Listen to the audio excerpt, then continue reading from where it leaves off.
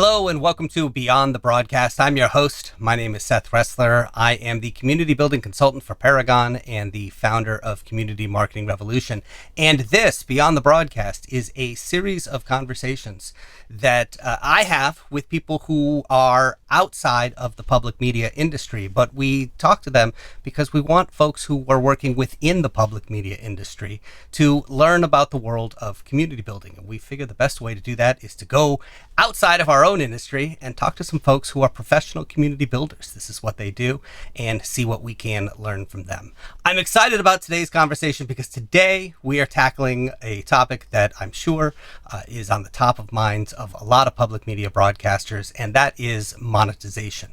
How do you actually generate revenue from communities? And so my guest here today to talk about this is the founder of Women in Tech SEO. It is a global community in marketing and tech. It was founded in 2019, and Women in Tech has over 10,000 global members and 50,000 followers who connect through online groups and in-person conferences in the UK, in Europe, and in the USA. She is also an international speaker, a Google Women Techmaker ambassador, a UN Women UK delegate, and the author of a brand new book called Community Building for Marketers. I want to welcome Areej AbuAli. Welcome. How are you? I'm great. Thanks so much for having me. Yeah, thank you. And congratulations on the book. That's really exciting. I know. Thank you. Yeah, it got published last month in the UK and just a few weeks ago in the US. So yeah, it's been really, really exciting. Oh, that's absolutely fantastic. I'm so glad that you could join us today because I think it's really going to be to the benefit of public media broadcasters to gain some of your insight. I want to start by this. Tell me a little bit about Women in Tech SEO. What is the community all about?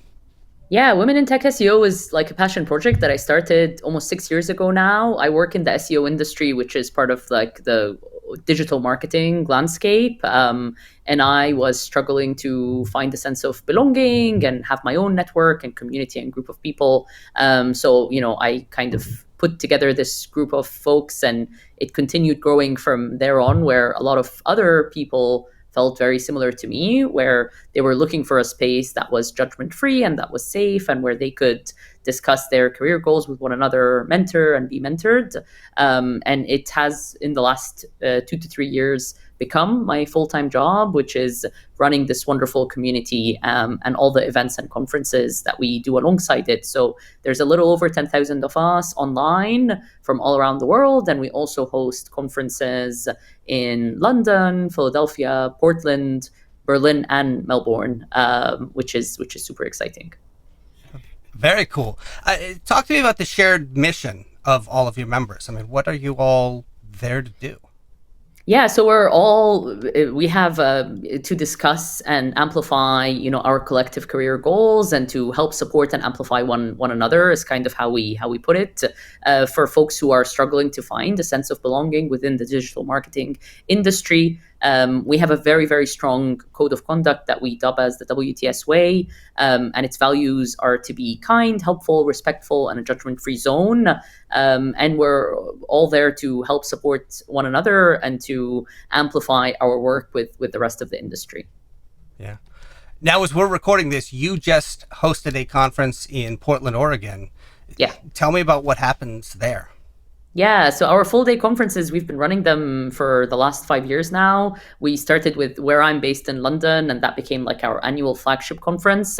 And then in the last few years, we rolled it out to Philadelphia, Berlin, and then this is the first year that we do Portland. We wanted to go to the West Coast because we have a lot of folks, a lot of our community members are based in North America, and our Philly one was becoming very popular, so we wanted to host in the West Coast. Our full day conference it brings like 10 speakers on stage, discussing different elements of marketing and tech, and has different like networking breaks and activities, and we get to meet our partners and sponsors and just spend like a full day together in person. It's such a great way of bringing this like online community in person, where people can meet one another and interact with each other. One of the things that strikes me about this group is it's not that old. I mean, we're little over 5 years at this point. Yeah, we're turning 6 next month. Congratulations. Happy birthday. Yeah. Talk to me about the growth trajectory. I mean, did it look like a straight line? Was it something that took off and you knew you had something right away? What did that look like? Yeah, I think like I probably had no specific expectations initially, especially when it was, just like a side project of mine, and I didn't expect it to grow and scale to this extent where it has now become, my full-time job. There was a really nice tipping point, I think around the 1 year, 2 year mark, where I realized it's not me putting the work in anymore. New folks are coming in organically, purely based on word of mouth, friends telling friends, friends telling colleagues, bosses telling folks, and it just, and I no longer had to go in and like be involved in the conversation, even the moderation at some point, where it almost became so organic that it just had a life of its own. I would say was like the tipping point around like sometime between like year 1 and year 2 mark. It's a little over 10,000 of us now. It probably, I would say maybe around year 3, year 4, kind of reached a point where the growth isn't um, as fast as it was, because we are a fairly niche industry. But then in terms of monetizing it, which is the main thing that we'll be talking about today, that trajectory has been really interesting to see how it's changed over time with the as we grew in numbers and engagement. All right. That's so exciting to hear. And that's a great segue into our topic today, which is 5 ways to monetize a community. Pretty straightforward, pretty simple. Let's actually get right into it. Here is the first way that you suggest to monetize a community, and that is paid membership. Yeah, so paid membership, which is what we don't do actually, but I know that the majority of communities do. But it's one of the ways that crosses one's mind right away when it comes to community monetization, which is having some form of subscription-based model, whether it's like a monthly fee, an annual fee, or I've even seen communities do like a lifetime joining fee, like a one-off fee. You pay it and that's it. You're like a lifetime member. So the majority of communities tend to monetize through that, like having some form of paid membership model. And with that, there could be also the option of you could join as a free member or you could join as a paid member, and you kind of get like different things added to your plan based on that. We don't do that at WTS. We are completely, and our mission is to continue being free for all of our members. But I know that that's a very popular way for communities to monetize. Yeah, and this makes a lot of sense. And I could see, obviously, public radio stations or television stations doing this because they are already, I think they've moved largely from that donation model where people write one-time donations to the sort of recurring subscription. And so they've already got a lot of the infrastructure built in for that. Are there some types of communities where this particular model works better than others? Yeah, so I think specifically with independent communities where there is this expectation of, there's a lot of work and effort that is being put behind the doors for them. And there's a lot of benefit that comes to members from joining. Like they get actual perks that they can say, this is what I benefit from on a month-to-month basis. This is the kind of knowledge I get. This is what I'm exposed to. This is the network I managed to build. For it to make a lot of sense for then members to be willing to put money in. I think it's for companies and brands, though, that are, let's say, within the technology industry or like SaaS platforms or so forth. It doesn't make sense to have a paid model or a paid membership, because then there is a lot of you're using it as a marketing vehicle, and it doesn't quite make sense to have this expectation that members might pay to be a part of this, where they will then hear more and read more and learn more and get exposed more to your services or what you're offering or so forth. So if I'm hearing you right, when you use this model, the community itself is the product. I mean, that's the thing that you are selling. Yeah. And so if you are in a model where you have some other thing where it's a product or a service, that is what you're selling, and the community is just marketing for it or even customer support for it, then you would still probably want to keep the community free. Is that right? Yeah, I would say that's an excellent summary. Yeah, I think in general, even just seeing the general trend of how, a lot of communities are built, like that tends to make a lot of sense. Where I see challenges happen is some communities that are brand new would right away like launch a paid offering, not even giving an option for folks to know what's under the hood almost. So that's something that I would encourage communities that are thinking or considering having like a paid model for all, at least having some form of like free trial or something so that folks can know what is behind those doors, to whether it's worth being a part of it or not. It's very, very difficult for folks to decide to just like put their card down for something that they don't quite know what is happening behind closed doors. Yeah, that makes sense. Like a visitor ring that people can come sort of check out. I always think of here in America, often before you decide what university you're going to go to, you will go tour the campus and go see, is this where I want to spend, 4 years of my life or whatever, and get to see that. Do you have recommendations for people if they are launching a new community?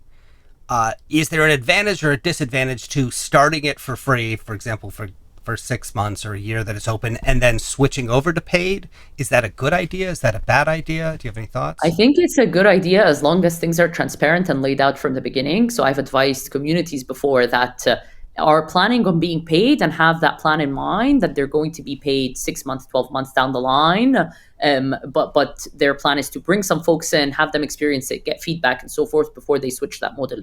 So as long as you're transparent to your members about that from the front, where this is a brand new community, it's going to switch to a paid model within the next year. But for now, we're opening doors for everyone to join us. Then I think it's perfectly fine. But I think the problem comes is that something, you kind of set that expectation that you're free, you bring folks in, and then you switch off the lights right away at that point, might lead to a lot of folks deciding not to be retained and deciding to leave at that point. Got it. And I also heard you mention a lifetime membership model where essentially people can pay a one-time fee that is obviously much larger than what a monthly or annual fee would be, and then they get access to the community for a lifetime. Is this a good idea? Are there advantages or disadvantages to doing this? I think if I were ever to launch a paid membership myself, that's what I would probably do, a lifetime fee. I think there's something so smart about it, because then you're not worried from a monetizing factor. You're not too worried when it comes to retention.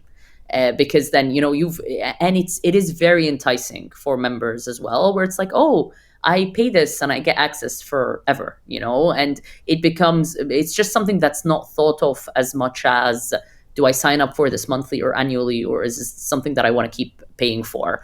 I think it's a very, very smart model. I think the only problem is, how do you then kind of balance between, well, you have those folks in supposedly lifetime, but how do you ensure that they continue to be engaged over time? Because it is very easy to pay for something one time and then completely forget that you were ever a part of it.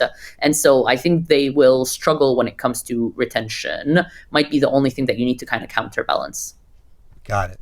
All right, let's take a look at the second way to monetize a community, and that is paid events. And when you talk about this, are we talking about virtual events? Are we talking about in-person events? Tell me a little bit more about this. So it can be a mishmash of however way like your community is set up. Personally, with WTS, we have paid events. So these are, we have specific tickets that we sell using different tiers. And that is one way that we monetize our community, is through having paid conferences and paid events. Our webinars and our online events are all for free. But I've seen other communities kind of change things up and do things differently, where you also pay to access certain webinars or so forth.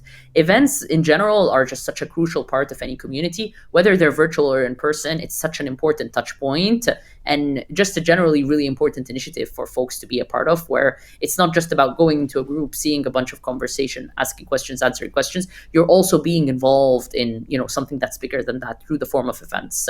So our conferences that we run are probably one of the main ways that we monetize the community, not just through ticket sales, but also through sponsors and exhibitors as well. And so that's for some folks who have paid membership might then have discounted rates for their events, or might have ticket sales that are one way to entice is like, if you're a paid member, then that's it, you can join us for free, but then anyone from outside needs to pay for tickets, for example, or might be selling at the same rate for everyone. So yeah, that's definitely one to think about and consider. Got it. Obviously when you're doing a big conference, an in-person conference, that is a lot of time and energy and capital invested up front in order to do that. How did you know when you were ready with Women in Tech SEO to start doing these in-person events?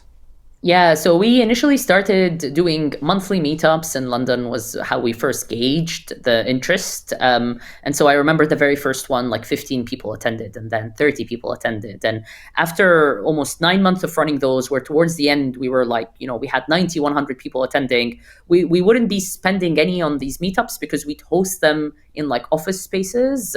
So we'd get the space for free and so forth. But it was really obvious that this is something that a lot of people were looking for. They wanted to come to these monthly meetups. We had the same people coming back and forth. Is when I then took the step, well, wouldn't it be so cool to like hold an actual full day conference with like paid tickets, sponsors, and just have like that whole experience. So it is always good to kind of test it out by maybe running something small initially that is low effort, low price, testing, engaging the interest of the back of that, and then deciding to turn it into something bigger like a full day conference or so on. Yeah. So start humbly and grow over time is what I'm hearing from you. Yeah, and we did the same with our locations. We held our London one, I believe it was 3 times before we decided to take the first one to Philadelphia. And we took the first one to the States because we started having folks from the state fly in to London just to attend the conference. So it was obvious that the demand is there. And then it was similar with Berlin as well. When we took it to Berlin in Germany as a location, is because we started having a lot of German members kind of meet on an unofficial basis. Like in Berlin, it was obvious that we were growing almost like a micro community, is the way I like to think about it. So it was obvious that there was going to be a lot of demand for us to host like one of our festivals there. So I think gauging and understanding more where your members are based and what their interests are and which locations seem the most engaged before kind of making decisions around where can we host them and how do we host them and so forth. And with your event, do you have a sense, are people paying to attend out of their own pocket, or is this something that their company pays for as sort of professional development? And does that make a difference in how you would think about the event? I love this question. I am always surprised by the number of people who pay out of pocket for our conferences, I think, versus a lot of other industry conferences. And I think it's sentiment, and it says a lot to how active our community members are and how they really want to go and meet one another and network with one another. We do, I would say, maybe 40-ish% pay out of pocket, and then the rest is company budget and folks who are sending their teams to attend. It is a professional conference where, with technical topics, so there's a lot to learn from going and attending, but then added on top of it is like the community feel behind it and the people you get to meet and the network that you grow is so it is a bit of a mishmash of both. And I think it's always very interesting with any community to kind of like gauge and see what that feels like and how many folks are coming out of pocket or work for themselves, work on a freelance basis, for example, versus folks who may be part of like a big in-house brand or agency or so on. Yeah.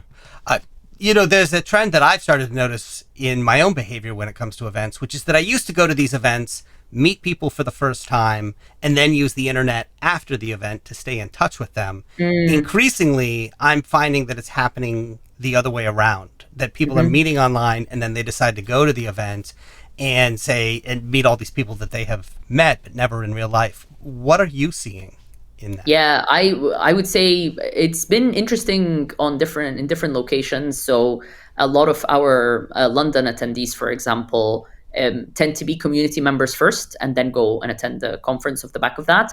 Portland was a very interesting example where almost 60-70% weren't community members. They heard about the event. It makes sense though, because it was a new location for us and we probably didn't have a big member base there yet. But something we always do is a month before any event, we start a Slack channel for all of our attendees and we just put them all in there. And it's such a great way of like pre-meeting each other in an online space before you go and meet people in person. And we tested different things before where we did like a random buddy system. So we buddied people up to one another, and then for people who are attending solo. And so when they went to the conference, it was like they already knew someone as opposed to going in and feeling really overwhelmed and not knowing someone. So I think there's something very cool that you can do about kind of connecting folks online with one another before actually the in-person experience happens. And then when you are sitting down to design the agenda for your event, what actually happens? How are you balancing content, whether that's sessions or keynote speakers versus connection, places where people can actually, connect with one another? Yeah, I mean, we have just such a beautiful lift and shift template now, which is, I'm so glad that we reached that point, because Portland was our 10th conference. And so we've been doing that for some time. But what we do every time is we send such elaborate feedback forms, and we speak to a lot of our attendees, and we understand like what works, what doesn't work, and we change stuff up. But we have reached a point now where it's a one-track conference, it's 10 talks. Each talk varies between 20 to 30 minutes, and we have nice long breaks. So we have an hour in the morning, and then we have 45-minute break, and then we have an hour and 15 lunch. We have an afternoon break, and then we have a 3-hour like a post networking event. And it just gives such a nice balance between, you're attending 10 talks, we're all attending the same talks together, it's all one track, and then we have these nice long breaks. And there's a lot of different things you can do in the breaks to kind of keep people, we have an area for solo attendees to kind of interact with one another, potentially host some roundtables, make it easy for people to go up to the speakers and ask them questions. So it's like a nice mix of different things. Another thing we tend to do a lot as well is like have a conference day evening event. So for example, like our headline sponsor or so on would like host us in their HQ, or host us in like an event space or so on. And it gives a chance for a lot of people to meet each other the evening before. And again, it feels a lot less overwhelming going in the conference day. And then we have so many just general community member like ideas that come up. So a lot of people decide to meet up for breakfast the following morning, or decide to do a weekend thing together or so on. So it's just we encourage our members to kind of also like take the lead and like host a lot of their own like events that are surrounding event week, basically.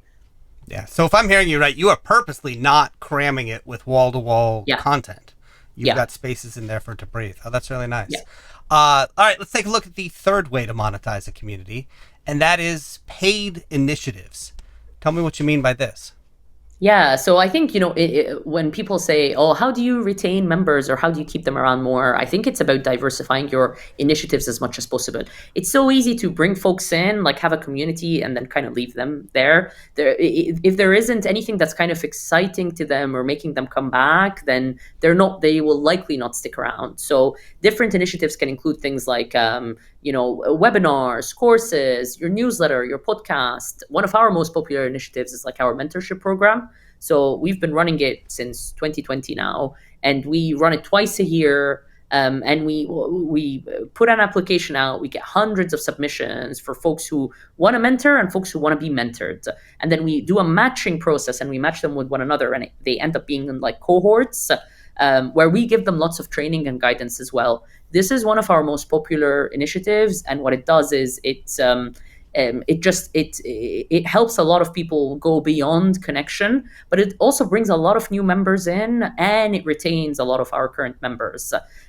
Now, a community might choose to have these initiatives be paid, so you can access the community for free. But if you want to be part of, our mentorship program, our webinars, our courses, you need to pay a fee in order to access them. Or another thing you can do, which we will talk about in a little bit, is get sponsors for some of these initiatives. So, have someone sponsor your mentorship program, have someone sponsor your webinars, your podcast, and so on. So that could be like another way to monetize it without charging your members themselves. Got it. So this is closer to the idea of you've got products that you sell, and the community becomes marketing for those products, or a way to bring those customers in. How do you figure out what initiatives to do? Are you listening to the community to find out? Are you trialing things? What does that look like? Yeah, I mean, we run annual community surveys always, where we test new ideas, and we ask, we're thinking about doing this, what do you think? We're thinking about doing that, what do you think? How would you rank our current initiatives, and so on, to see like what comes on top and what doesn't, and just general even vibe and feeling of what are people sharing more, what are people most excited about. So I'll give you an example of one. We ran a podcast for a little over 2 years, and then we stopped it because it was a lot of time and effort, and it consumed a lot of energy, but it just wasn't getting as much visibility as some of our other initiatives. And what we decided to do instead is we had a monthly newsletter. We switched it to be weekly. And I'd rather be running that weekly newsletter that's bringing us a lot more subscribers, a lot more eyes, has a lot more engagement, than putting all this time and effort and like producing a podcast that doesn't get as much traffic as some of our other initiatives. So I think it's always important to kind of like experiment on different stuff, test and learn, and just ask your members, what is it that they're looking for? What is it that they're interested in? What is it that excites them? And just trialing different things and seeing which ones stick, and then making sure that those become like recurring, and being okay to drop initiatives that it's always like I do a lot of like t-shirt sizing, time and effort, large, medium, small, and then what do you prioritize based on that? If something is low effort, but has a lot of engagement, then that should definitely be something that gets prioritized, and vice versa. Got it. You mentioned sponsors for some of these initiatives. Is that something you've done? And how do you walk that line between finding something that is appropriate and helpful for the sponsor, but also actually valuable for the community members? Yeah. So, I mean, I'm happy we can probably start talking about like the fourth way to monetize as well, which is this idea of paid partners, because this is our bread and butter with WTS. Like that's the main way that we monetize, is through partners and sponsors. And it is very, it can be hit and miss, where you might end up partnering with just the wrong partner. Like they're not, they're being too salesy, or they don't quite understand community marketing, or so on. But I feel like over time you start knowing, what works and what doesn't work, and you share all that stuff up front. So something that works really well for us is, we don't do the whole get in touch for pricing. We have everything like laid out on our website. This is how much it costs. You want to be a 6-month partner, it costs this. You want to be a 5-month, it costs this. We put our sponsorship decks like on the website for anyone to just click, download, view, and get in touch with right away. Make it really, really simple, and make it as transparent and honest as possible, so that you're not wasting their time and they're not wasting your time. And you have this general expectation of, we do this and you do this, we do this and you get this. And then there isn't like this false expectation or like discussions that happen down the line on what it means or how it works. So we trial different things over the years, and I mean, different communities do it differently, where initially everything was just by initiative. So it would be like a specific sponsor for our mentorship program, a specific sponsor for this podcast season, and so on. And now what we do, and what has been working best, is this like all year round partner program, where you can either sign up to be 6-month partner or a 12-month partner. And what that means is, you get monthly shares from our end, both on our socials and in our group, and we can collaborate with each other on initiatives. So, for example, with one of our partners, we launched an entire course around JavaScript SEO, which is very technical, but just very, very valuable for our members. And everyone knew, which partner is running this course for us. So what we encourage a lot of our partners to do is, we want to make sure that we're sharing valuable, because it's a marketing channel, but it's massive when it comes to brand awareness.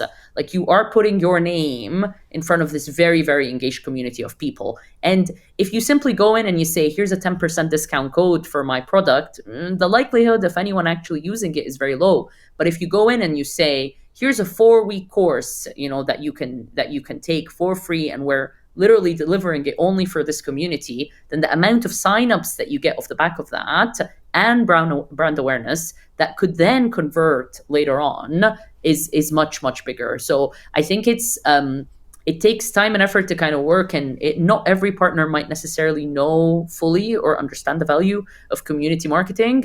But we have such good partner retention now that I think a lot of folks, once they've trialed it once, twice, they get a good understanding behind what it means to tap into such an engaged community. Now, one of the things that's interesting here is that, we're talking to a community of broadcasters, or an audience of broadcasters, who the word broad is right there in it. They're trying to reach the most people. In this case, this is not about reaching the most people. This is about reaching the right people, which Yes. I assume means that there are fewer companies that are going, Coca-Cola or Nike probably not calling you up saying, hey, but for the people where it's a match, it makes Yes. a ton of sense. Yeah, I think what's so beautiful about communities is they can be as niche as possible, right? That's the just the wonderful, glorious thing about communities. But when you think about a lot of companies and brands, they do have specific niches, specific niche audiences that they're trying to sell to. And what we always say is, it's very easy to just because it's such a long-term game and it takes a lot of time and effort for a big company or brand to even consider the time and effort that it takes to start their own community. It's just a lot of work. So instead, by partnering and collaborating and tapping into engaged communities, that would make such a difference because they still get all the same benefits, but from a lot less work. What are the metrics that your sponsors want to hear about? I mean, what are they looking for to see whether this is working and they're getting their money's worth out of it? So they want to hear about metrics that I personally do not care for that much, which is number of of community members, open rate of your newsletter, things along those lines. Like the metrics that I care about are the fact that there's a little over 20,000 messages that are changed on WTS Slack on a monthly basis. That these number of people have managed to get jobs off the back of that.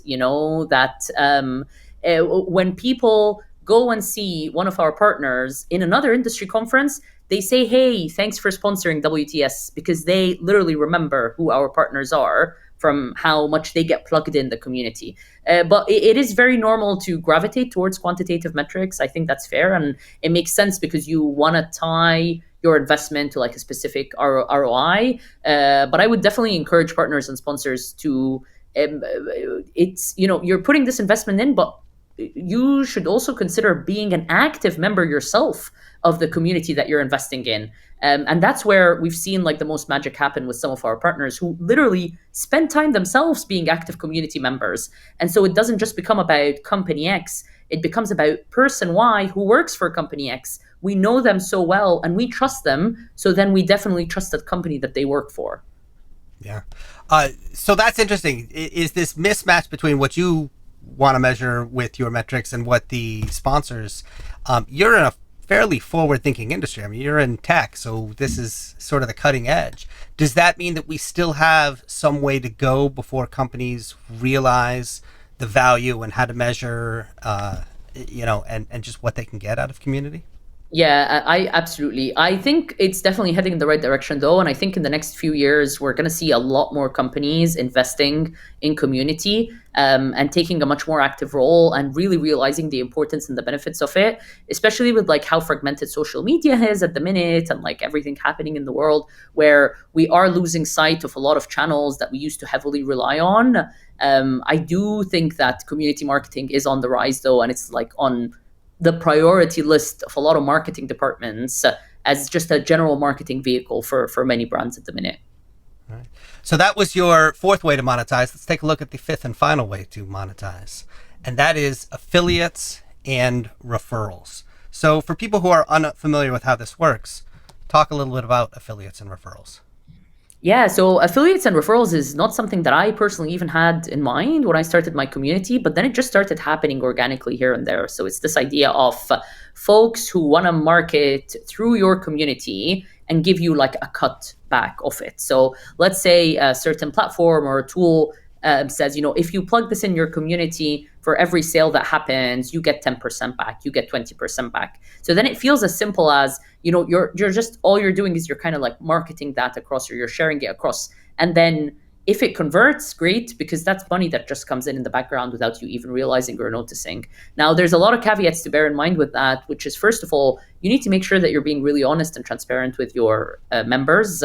Like, members are your bread and butter, and you upset them, or they're not happy, or they feel you're being too salesy, then they're just going to leave. They're going to stop engaging. They're going to stop being there. So ensuring that you're being open and transparent, that you're sharing this because it is an ad, it's an affiliate link, it's a referral, or so forth, and being just like really open about that. And then the second thing is also making sure that it's relevant to your members. So a good example is we have a sub channel dedicated for freelancers, because we have a lot of people who work for themselves. It makes sense that we had like an accountancy firm, for example, that specializes in small businesses and freelancers get in touch with us and want to share their offerings and give us like an affiliate 20% off anything that we manage, any of our products that we manage to sell. Now this is something that will be who are also trusted and have been used by many of our active members. Now this is something that I know will be helpful for our members, for them to tap into it. And in a way, they're free members and they're also giving back then to the community because they know if this is something that it's almost like recommended. And also off the back of it, the community that they're a part of gets to make some money. So I think it's about, relevancy, and it's about like ensuring that you're being honest and transparent. And again, partnering up with or sharing specific deals or links or so forth that are actually helpful for your community members. Now, how often when you're using affiliate links or things like that, is it a program where you actually have had to have a conversation with somebody, a human being, in order to set that program up? And how often is it, for example, I can go into Amazon and just become an affiliate and share an affiliate link. How much of it is just sort of turnkey programs like that? So I can't speak for other communities and how they work through it, but with everything that we've kind of partnered up with has been done through people, like because it is so important for us to gauge and understand, do they understand our community and our values and what we stand for and our code of conduct. And once we decide or make the decision to partner up with whomever it may be and share that across with our members, then we are kind of putting our name behind it and we're saying this is something that we support and this is something that we are happy to market. We personally haven't done any work where it's just doing just general affiliate of things that we can't really like get behind or know exactly who's behind it. But I do know some communities who have done that previously and have found it very helpful for monetizing. But it's just something that I personally don't do. Gotcha. All right, so we've gone through these 5 ways to monetize. I assume they're not equal. Is there one where you would recommend that people start or think about first, or that maybe comes earlier in the process than others? I think in general, the very first one when it comes to the membership model that you have is probably one that you'll find yourself thinking of very, very early on. Whether you plan for it to always be free, whether you plan for some form of freemium where it's free, but there are certain aspects of the community that are paid, or whether you plan for it to go completely behind the paid model, that's probably one that will be from the very early days. You kind of need to have a plan behind, even if you might change it up down the line. But it's because your members will have certain expectations coming through the door. And the more you have that fleshed out as early as possible, the better. So that's probably one of the very first ones to consider and to think about. Well, this is awesome. Thank you so much for coming on and sharing all of this with us. And normally, the last question I ask people is to recommend a resource for people who are brand new to community building. But in your case, you actually have one, and it's brand new. Like you said, it just came out in the US. Let's talk about the book, Community Building for Marketers. And let's start with this because you come from tech, and so often in the tech space, I see community residing really in customer success. Mm-hmm. And sometimes even when I talk to community managers, they're a little apprehensive about marketing. And so as a guy who considers himself a marketer and my brain sort of works in that way, I love that you're specifically talking about community building for marketers. But you tell me what you had in mind and what the book's all about. Yeah, so I mean, it's just such an honor to write the book. It was probably one of the hardest things I've ever had to do. It's so hard to distill years of what you've been doing, like in the form of sections and chapters. And there's this curse of knowledge that always happens where you're kind of writing something up and you think, oh, I'm sure people know about this. But then it's like, no, actually, there might be a big group of people who don't know. So you have to really take a step back and make sure that you get as detailed and as thorough as you can. But I really took it as a learning process for myself. So there's a lot of things I've learned over the years and things that I would kind of encourage and I've done in a certain way. But I don't know everything. And so what I did with this book specifically was I spoke to a lot of brilliant community builders from companies like HubSpot and Buffer and Sanity to understand, well, how have they build their community of audience and customers and clients as well. And I kind of then, combine that with the work that I've done and split it into three main sections, which is growing your community, and like starting from the very beginning and then growing and then scaling, and how that comes along. And we visit everything from understanding your why and setting your mission and vision and your code of conduct to holding events and having partnership and having a feedback loop, and what you do next and how you build for the future. So I've tried to make it as actionable as possible, and also not only rely on what I've done and what I've built in my learnings, but also the learnings of so many other brilliant people who have been doing this for years and years. Well, I love it. Congratulations. That's Thank you. really a big deal. And thank you so much for taking the time to join us. I really appreciate this. Areej Yeah, AbuAli thank you for of having me. Women in Tech SEO. It's absolutely fantastic to have you on. Thank you. I appreciate you. Thank you.